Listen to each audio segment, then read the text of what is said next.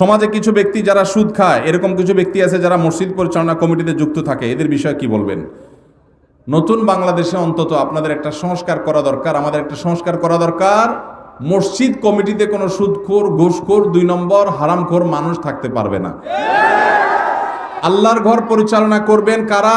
আল্লাহ কোরআনে কারিমে বলেছেন, ইন্নামা ইয়ামুরু মাসাজিদাল্লাহি মান আমানা বিল্লাহি ওয়াল ইয়াউমিল আখির ওয়া আকামাস সালাহ ওয়া আতাজ যাকাত ওয়া লাম ইয়াখশা ইল্লাল্লাহ। আল্লাহর ঘর আবাদ করবে যাদের মধ্যে ঈমান আছে, যারা নামাজ কায়েম করে, যারা যাকাত আদায় করে, যারা আল্লাহ ছাড়া কাউকে পরোয়া করে না, মুত্তাকি পরেজগাররা।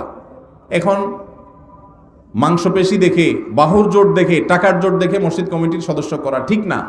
এই জায়গা থেকে আমাদের বের হয়ে আসতে হবে। তবে হ্যাঁ, আমাদের অনেক কমিটির ভাইরা আছেন যারা হয়তো নিজেরা সঠিক পথে ছিলেন না, মসজিদের সংস্রবে আসার পর, দায়িত্ব পাওয়ার পর তারা নিজেদের পরিবর্তন করেছেন। তাদেরকে অবশ্যই আমরা সাধুবাদ জানাবো এবং মাথার উপর তুলে রাখবো। এবং যারা এখনো সংশোধন হন নাই তাদেরকেও আমরা বলবো, আপনারা সংশোধন হয়ে যান, পরিবর্তন তো করার দরকার নাই। কিন্তু নিজে নামাজও পড়ার খবর নাই, মসজিদ কমিটির সভাপতি সেক্রেটারি চেয়ার দখল করে রাখবেন, এটা কোনো অবস্থাতে মানা যায় না।